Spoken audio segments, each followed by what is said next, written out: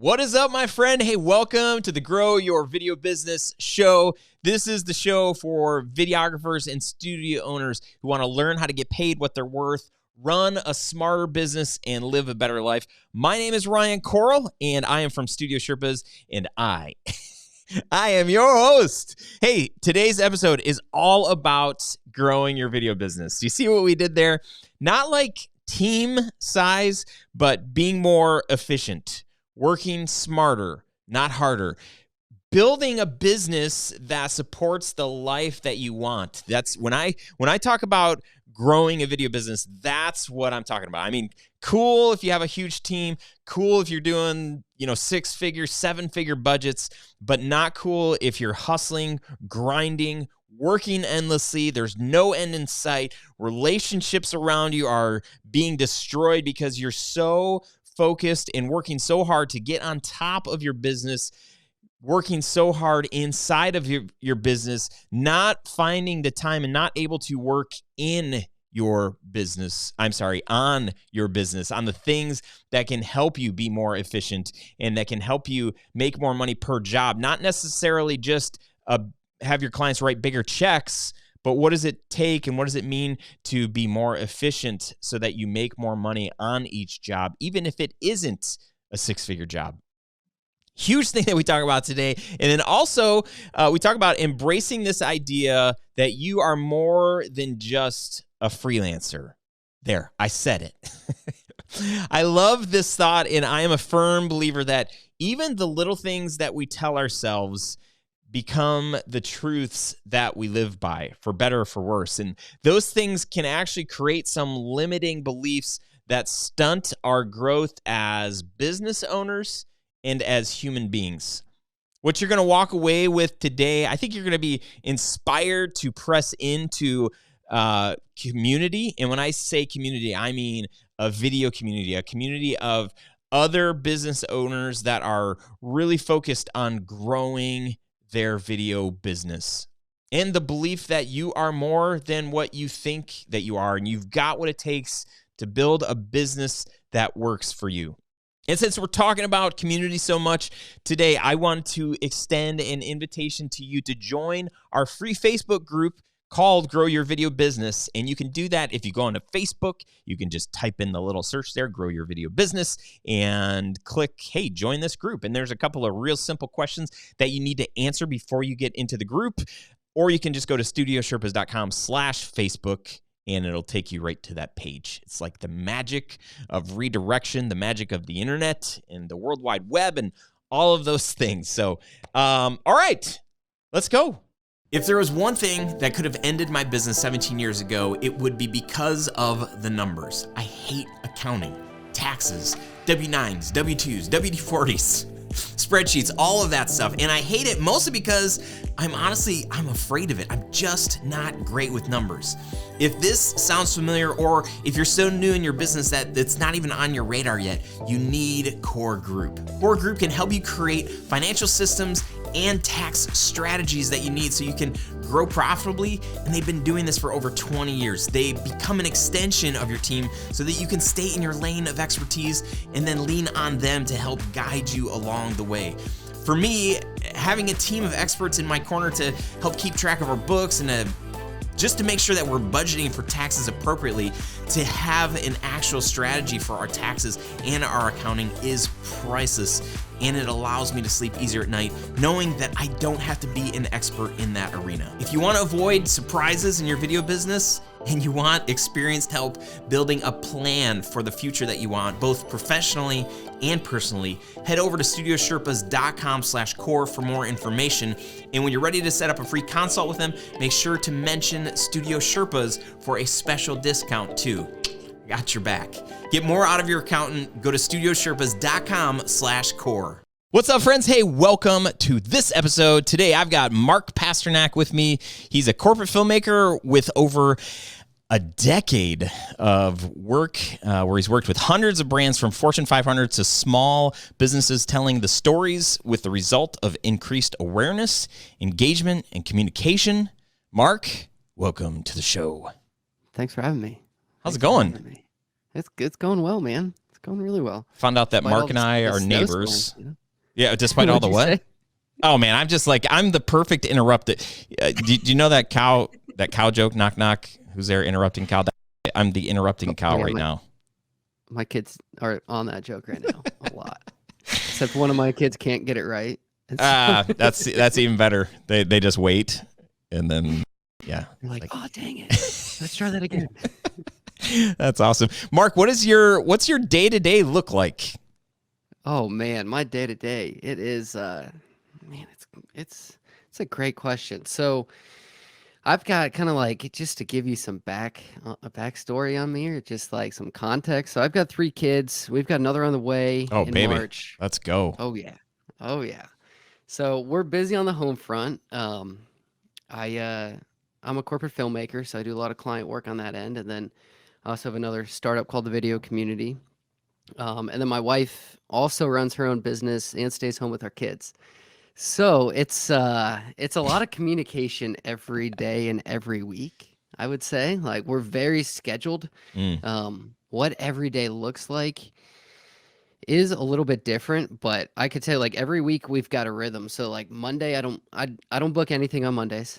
Mondays are just like admin, catch up, Yeah. kids, doctor's appointments, you name it, long runs. I love, like, I'm into ultra running, so that's Oh when boy, like I'll just go out and do crazy mileage. Um that sounds like the worst Tuesday thing is ever. like, oh, go for it. What'd you say? I said that sounds like the worst thing ever. Just running and running. Yeah, no thanks. Oh man, it's like it's meditative. I was Yeah, always into yeah. cross country, but then yeah, we could get into that, but like a couple years ago I got into running longer than a marathon, and Oh it my like gosh, changed my mental state. that's amazing. Good for you. So, yeah. So what's Tuesday? What does Tuesday look So like? Tuesday is my startup day, so that's like all dedicated to the video community. And then Wednesday and Thursday are typically client days, like shoot days. Like today's Thursday, I had a shoot this morning. Mm. And then Friday morning's like family time. So whether that's like doctor's appointments, errand running, you name it. And then we do podcasting on Tuesday afternoon. And then, Friday afternoon is kind of like reserved for fun time. Whether that's like, my wife and I hang out and have some wine, or, we do something with the kids or whatnot. So it's like, I say it's crazy, but it's pretty structured and pretty normalized, Yeah. which allows for a lot more creativity. So I'm super interested here. It sounds like you work 3 days a week. Yeah, I mean, it depends. Like, it depends what's going on in my family, because I got to a point where, I would assume you probably have some similar qualities, but like I have an overachiever personality type. I don't know if you're like into Enneagram, but I'm an 8. I'm a seven wing 8. Okay, yeah, so you're you're right there, but I it's taken me a long time to realize that I can't do everything at once. Mm-hmm. And I can't try to achieve everything at once, and I can't actually defy gravity and natural law, even though I want to all the time. So I've had to take a step back and like realize like my family is a business. Like, as a business owner, I have to realize like I love family. That's why I have a bunch of kids, and Yeah. it's crazy, just like a business is, but like it comes with its ups and downs. But I think for a long time I treated it as something separate, and it's like I have a passion for business, and I go there, and it's just like, you get in the zone, and then you come home, and it's a whole different Yeah. environment. And for me, I just had to make that mental switch. Like, all right, if I really want the family that I want and leave the legacy with my kids that I want, I've got to start treating them not just on the weekends, but like during the week when stuff comes up. I want to be that dad that can be involved. Yeah. Now, I'd probably travel not every month, but close to it. So it's like when I travel, I'm working probably 100-hour weeks, but like when I'm home, I wanted to create my schedule in a way that I could be available for my kids, Mm. if that makes sense. Yeah, I'm sure your wife appreciates that.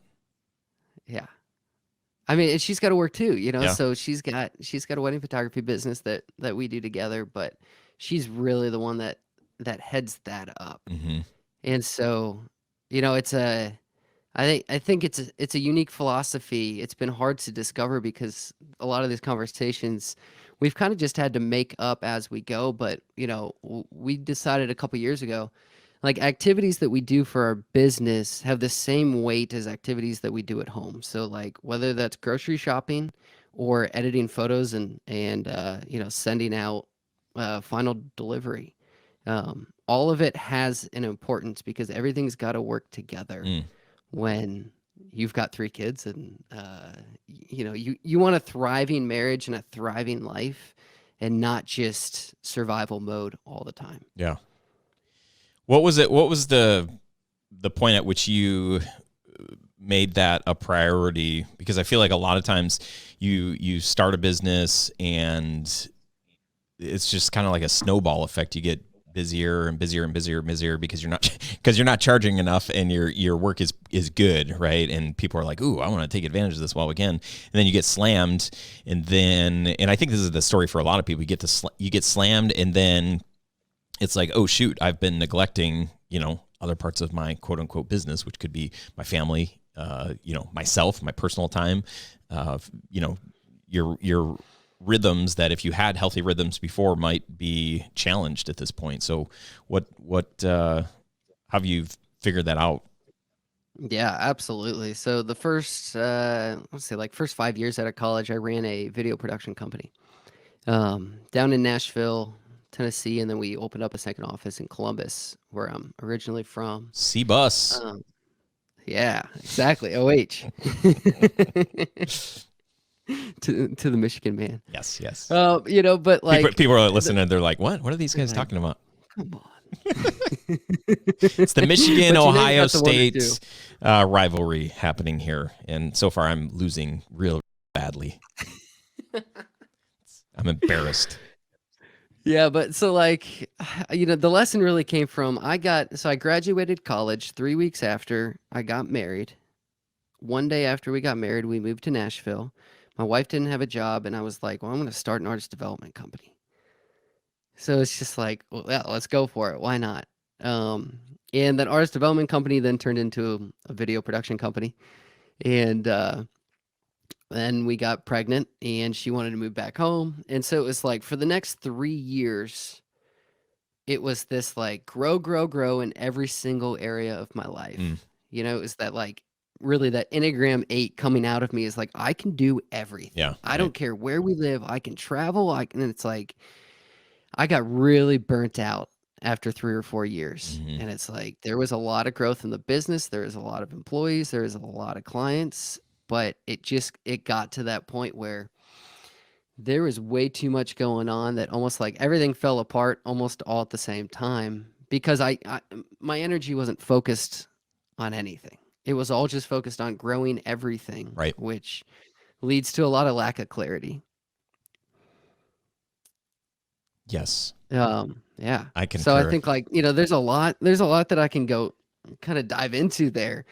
Well, I guess just to dig in a little bit more there, like what was the Please. defining moment? Like take me to the moment where you realized, because again, you start a business, you have to wear all of the hats. Yet nobody really, I mean, maybe there's a few out there, but nobody really starts a business with like, 4 people. One's a shooter, one's an editor, one's a sales, and one's the operation. Like nobody starts like that. So, at what point did you realize like this, I need something different in my life. This is not working. This isn't sustainable.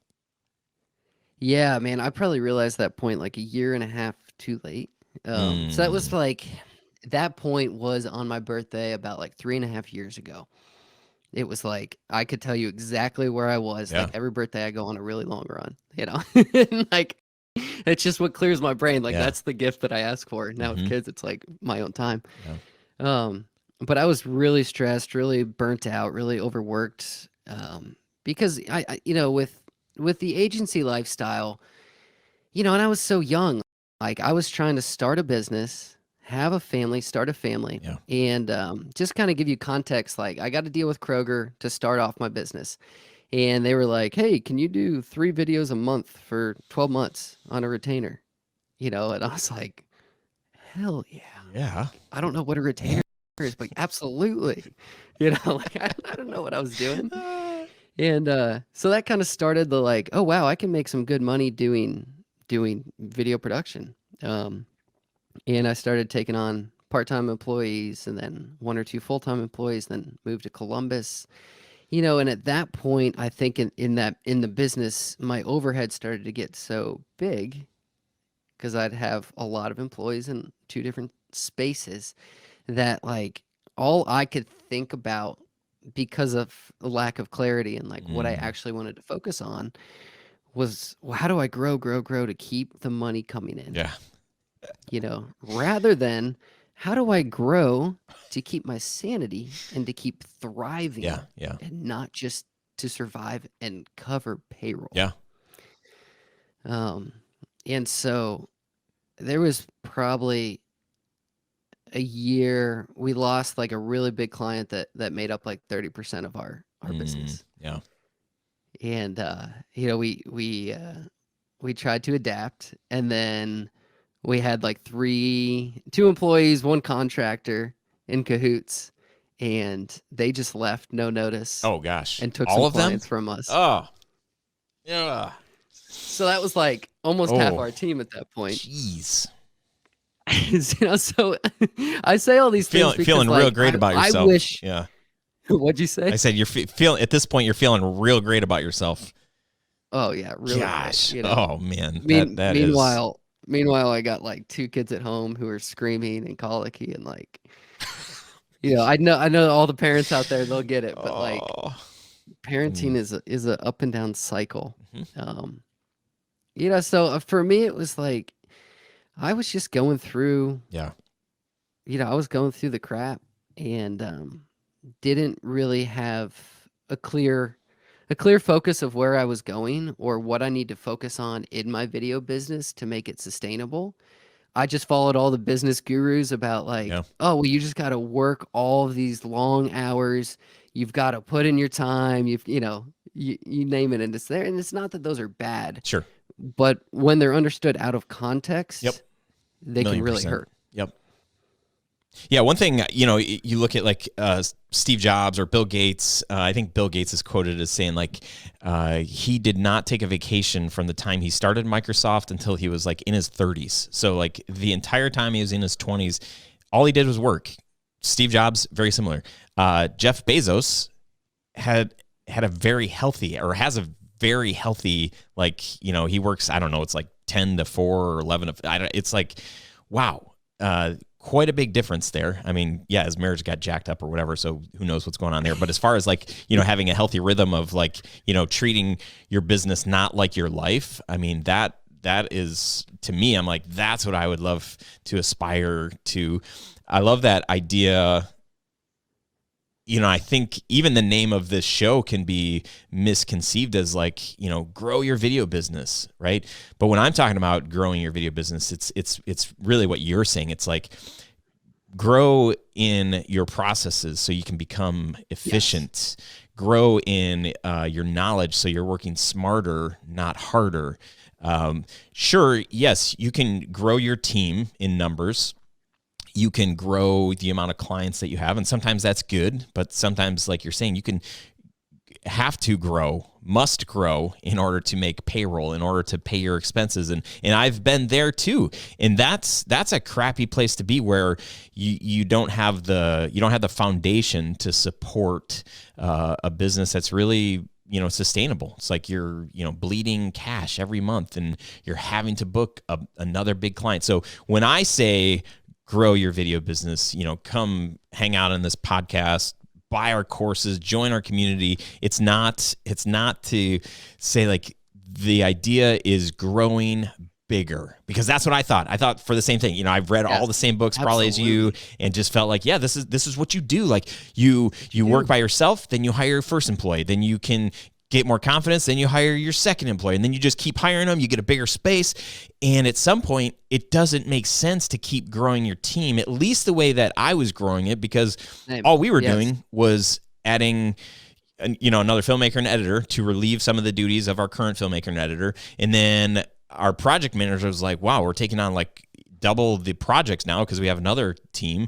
And then, our project manager gets overloaded because there's so much to juggle. So then it's like, oh, maybe we need to hire another project manager. And then we have to hire another producer to manage all these other, and then it's like, we're not making any more money. All we're doing is paying more people to do the same job. So if you're not working more efficient, figuring out how to charge more, to charge what you're worth, absolutely, then it's just like, oh my gosh, you're creating a monster. So grow your video business in a way that you don't make a monster. I don't know. I'm going to come up with a new tagline. 100%. And I mean, I would fathom to guess that we're both probably very passionate about this because I've built that monster. Yeah. Right. And it I built myself into a 9-to-5 job that was an 80 hours a week job, that I created. Yep. Your business owned you.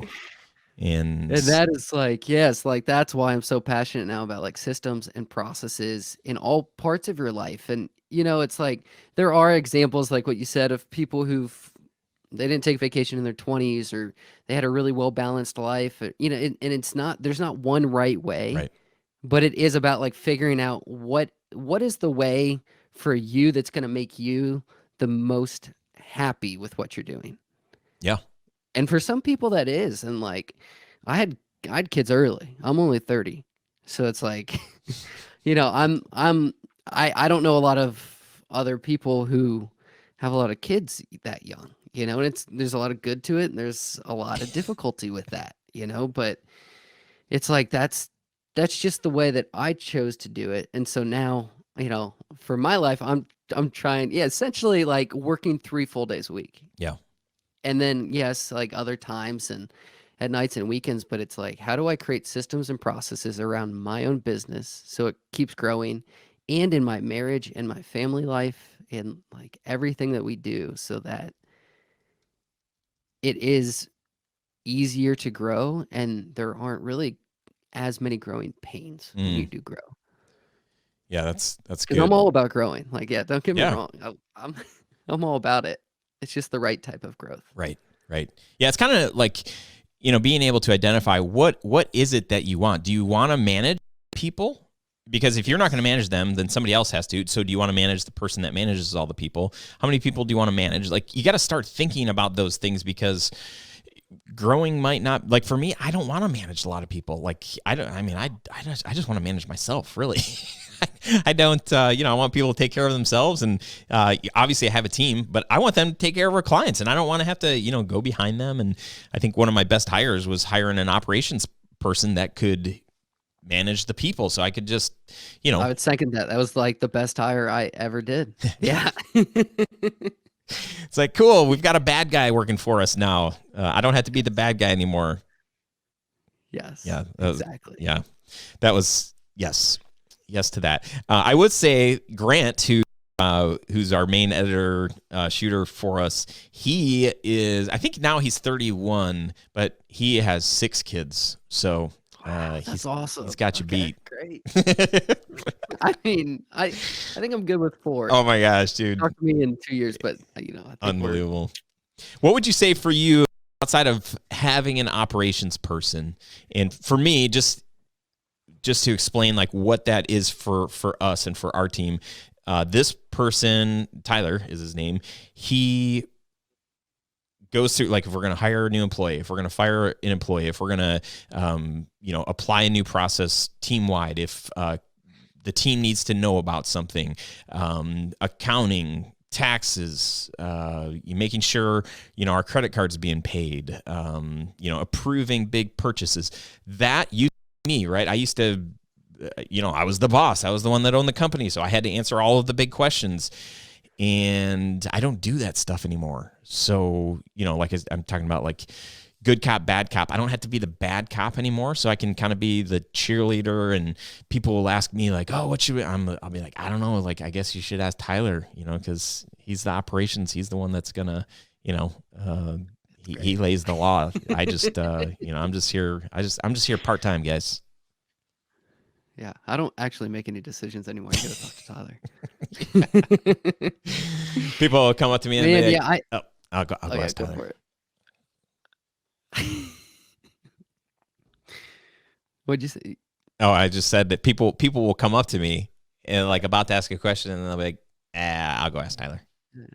Yeah, yeah. Back in the days when They we know used to better. like all be in the They same know better. studio. Yeah, exactly.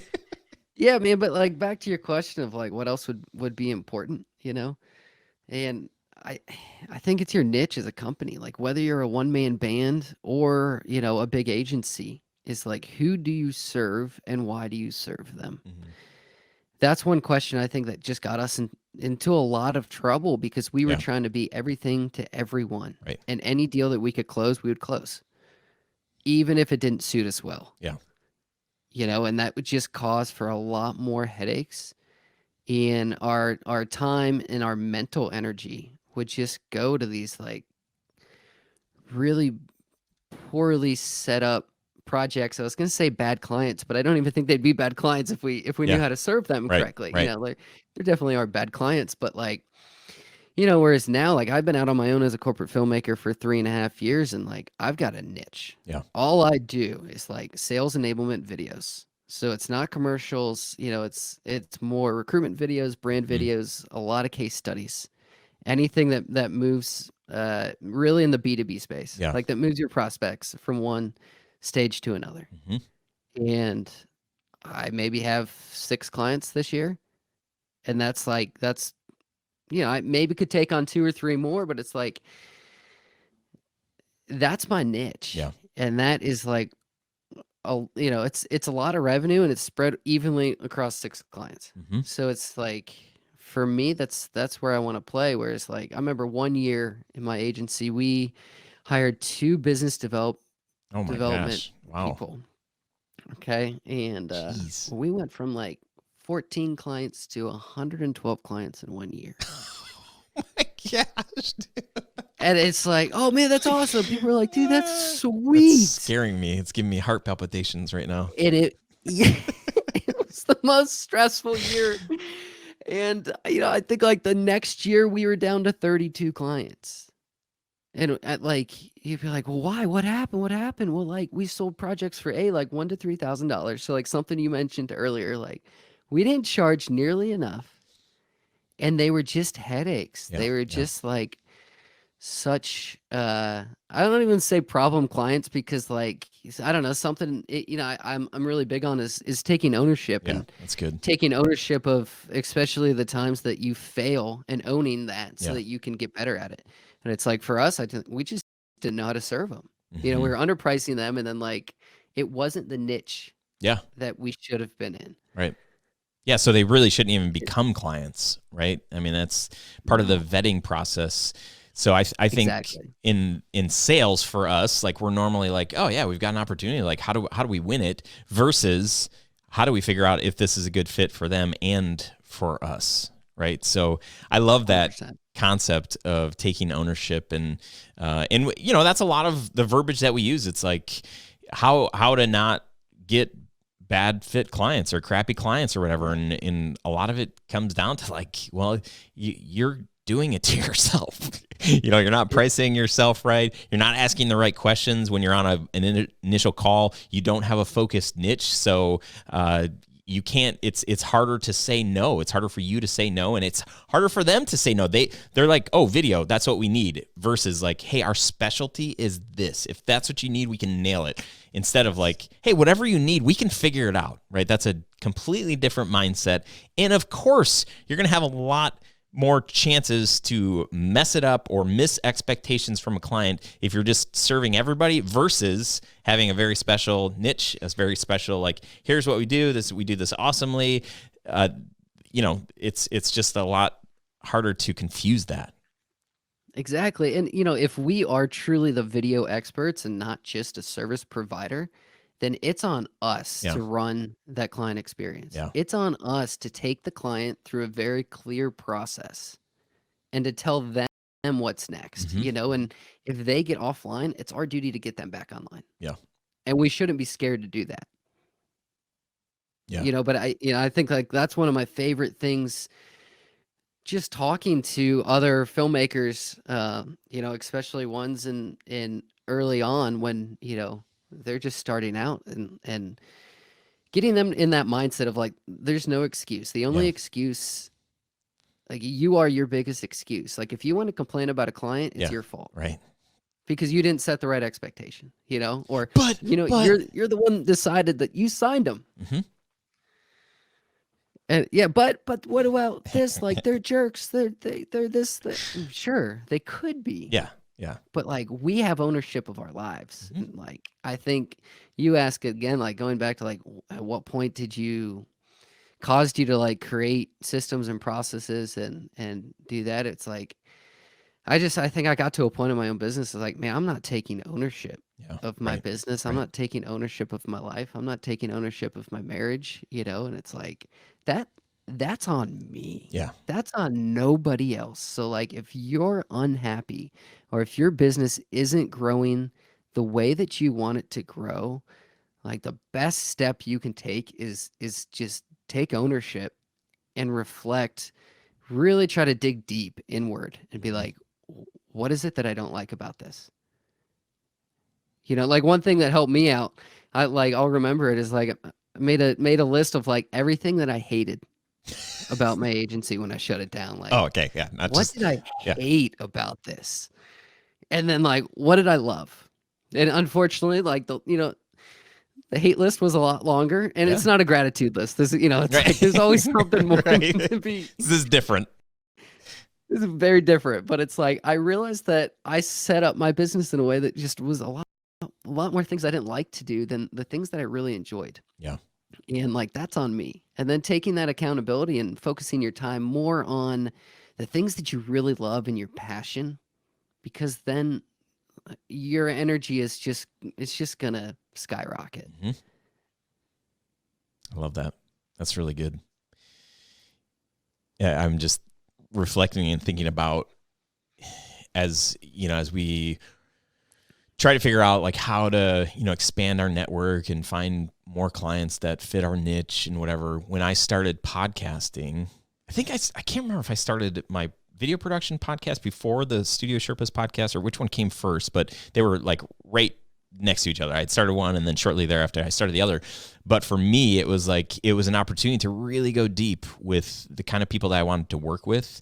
And Oh, that's so good. even though it wasn't like I wasn't necessarily booking these people that I was having on my show, but at least for me, I felt like I'm quote unquote working. I'm networking, I'm spending this time. So for me, like that was the thing. It went from where I used to be on set all the time and interviewing the people, the business owners and the people. And that was so fun and so fulfilling. But then we got to a spot in the business where it didn't make sense for me to be on set nearly as much.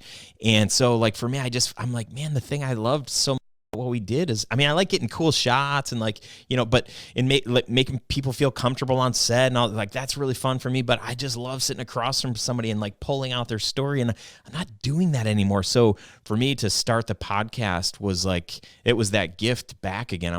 Oh my gosh, like I get to do this. This is so good. And so for me, like, to be this far into this podcast, and actually I've had two quote unquote failed podcasts for our video production brand, but that's, neither here nor there. At least in the moment, I was like excited about it. And I think, I was going to say moving the needle of our business forward. That's not true. I think it was an investment of time and some money. And You learned a lot though. I did. I think failure is amazing. Yes. It's the best place to learn. It is. Tell me, what are you really excited about these days? Oh, okay. What am I? I'm excited about a couple things. One, it's like where I am as a corporate filmmaker because it's taken me 10 years to learn exactly where that is. And Yeah. it's like, I love interviewing people. It's just like, that's what makes Yeah. my soul come alive. Yes, It's sir. it's just talking to people. And so I've just figured out, okay, for me, it's not about the flashy, sexy marketing commercials. I have a lot of friends who do that and they do it way better than I ever could. Yeah. And so I don't even want that work. I want work that makes me come alive so that when I come home to my family, I'm not burnt out. Yeah. Like I want to come back to my family with more energy than when I left Yeah. them. And so interviewing people, and so like case studies, it was a big year last year for case studies, and just learning like, dude, that's where I start a lot of my partnerships with my clients Mhm. is that. So like that's really exciting because I used to have dozens of clients and now I literally have six, you know, and like I'm an open book. So it's like I did $256,000 in revenue with about 7 clients last year, Wow. and for me it's like that's where I want to sit. I Mhm. don't have ambitions to like maybe grow my video production practice, but Yeah. like I've niched down so much that like I just do client relationships and I show up and I interview and I bring a team with me to film. Mhm. And they're filming B-roll, they're editing, they're doing actually a lot of the production work, but like I just get to be there with the client and I get to do the interview. And it's Mhm. like that's just what makes me come alive. Yeah. And then like man, the next thing is the video community. Which is something I started with 2 friends of mine from high school probably about 2 years ago, and that really grew out of my experience with my agency Mm. of like I had a lot of business mentors, and a lot of just general business advice from people. Mhm. But I just did not have a good community or a good advisory board of specifically creatives because I think when you're in such a creative industry like ours, and not that it doesn't exist in like just purely business world because it does. Creativity is there as well. But with ours, it's like we've started this out of passion. We didn't really start this to like make a bunch of money, Right. I mean, I'm an entrepreneur. I'm always trying to like make a buck here or Right. there, Right. but like, I'm doing it because I love Yeah. it. Right. And so there's like this yin and yang to the creative industry where it's like, yeah, you want to grow your business, especially as an entrepreneur, but at the same time, you want to stay doing what you love, like what you talked about. Like that's where I got to. I literally didn't need to talk to a client Yeah. because I had my whole team there, and I think like it isolated what my passions Yeah. were, and Yeah. so my passion just went to the wayside. So with the video community, we're like, dude, we got to start a community that's teaching people the business side of filmmaking. It's like similar to you, it's like I just believe so much that like community over competition, right? Like you and I having a conversation and connecting is even though we probably play in similar Yeah. spaces, Sure. it's like it doesn't matter because we have a bigger vision and a bigger goal of changing the next generation of filmmakers to help them have a sustainable career and not just like be a freelancer. Mhm. Because I feel like being a freelancer, that phrase just gets like abused and used from clients to, wherever it's like, oh, you don't have a real job. You're just a freelancer. Yeah. Right. It's like, no, I'm not just a Yeah. freelancer. Like, you know, I make 6 figures a year doing what I love to do. That's a career, and I've been doing that for 10 years. And I think a lot of people don't see that as a viable option, even ones that go to school for filmmaking. And they're not taught the business side, so they go work at Starbucks, Yeah. or someplace while they're trying to build their business, Yep. but they were never taught the business. Yeah. And so they don't know how to make that transition. So now I'm just really excited to be building up a network of mentors and coaches, who are able just to share their knowledge and experience in a very personalized, consistent way to really lead somebody into a sustainable career, not just like a one-off Mm. project. And it's great. I had one good year, but how do you really build the blueprint for a video career? Mhm. That's a That's what that's that's a what's worthy got me cause fired up. right there. Yeah. Yes, I concur. Awesome, man. Well, this is super fun. Super fun to chat about this stuff. I love. There's a lot of overlap in our stories and our passions, so that's always fun and interesting. How can people connect with you and kind of see what you got going on and keep up with you? Yeah, definitely. So I'm way more active on just the video community or the videocommunity.co. I have a personal Instagram. I really don't use it Yeah. that often. Ditto. I Yeah. So the video community is probably the best place to find us. We just launched a YouTube channel. So we release a video there every week, along with a podcast that hopefully we'll be getting you on soon. Yeah, let's go. Um, yeah, that'd be great. So yeah, I mean, that's where you can find us. I think that's it. It's I mean, you awesome. could find my personal work at just markpasternack.com. But that's like just again, like just to reiterate, that's where I've chosen to play in the space of corporate filmmaking. Yeah. It's really B2B, and so it's not. I don't do a lot of advertising. I try to create my brand as well displayed as possible, and then really just work through referrals I'm really decided to double down on just giving back to the community and trying to create a larger impact, and help people skip these big downfalls. Like everyone's going to have challenges, but if they can have somebody there who's been there and who's where they want to be, then I think our industry will be much better off for it. I love that. Worthwhile pursuit, man. That's awesome. Well, thanks for doing that. Thanks for the work that you do. It is super appreciated by a lot of people. So thank you for that. Thanks for being here today. This is great, man. Appreciate it. Yeah, thanks for having me. I really, really appreciate it. All right, friend, thank you so much for hanging out on this episode. I would love to hear your thoughts on this one. Leave a comment and let me know.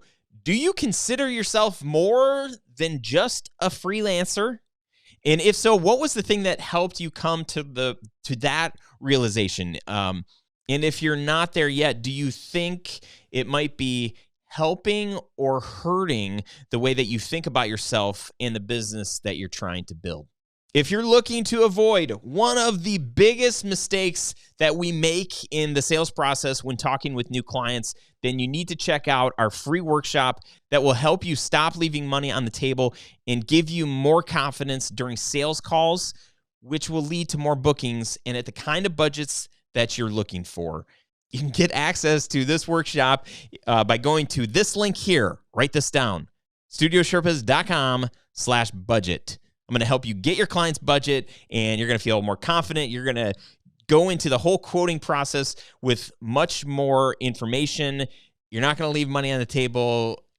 You're actually going to be able to, even before you get there, if you realize through this workshop, you're going to be able to realize whether or not this is even a client that you want to work with.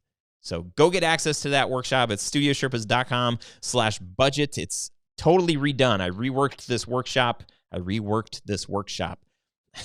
There's some new slides and actually some new information there. So if it's been a while since you checked this workshop out, go back and re-register. Check this one out. Grab it while it's free. And lastly, don't forget to check out our key sponsor of this show. If you like this show, part of how this show happens, I mean, it costs a lot of time and money to make the show. So I would love it if you checked out Core Group. We are their client. We use them in actually both businesses that I own, plus in for my personal finances and taxes. They will help you stay on top of your taxes so that you don't get buried like I was years ago. This getting buried in your taxes, finances, this can kill any momentum that you've built in your business. So if you feel like things are going great and you're making lots of money and you're getting lots of new clients and this is really cool, but you don't have a strategy for taxes and for your finances, this could be detrimental. Don't let your lack of understanding or getting a hold of this, don't let that get in the way of doing the thing that is inside of you that is this business, okay? So this has got to be part of your strategy. You can grab a free consultation with them. They're not salesy in the least. They will actually give you really helpful information on this free consult, and then in their follow-up, they'll give you more free information. And then if you decide to engage with them, you get a special Studio Sherpas discount. To go to the Core Group website, you can use our link here. It's studiosherpas.com/core, CORE. That's it for today. I am for you, my friend. I'm for the success of your business. I want you to be part of our community. If you don't already have a community of people that want the best for you, that you can lean on, where you won't feel like you're alone in this weird world of being an entrepreneur and being a business owner and not really knowing what should you be doing, what should you not be doing. Have courage. Join the Facebook group. It's called Grow Your Video Business. Search for it on Facebook. Would love to see you inside of there. Let me know how it's going. Feel free to reach out, Ryan@studiosherpas.com. I've given you a lot of homework. It's time to go. It's time to go get it done. All right. I'll see you on next week's episode. Till then, onward and upward, my friend. See ya.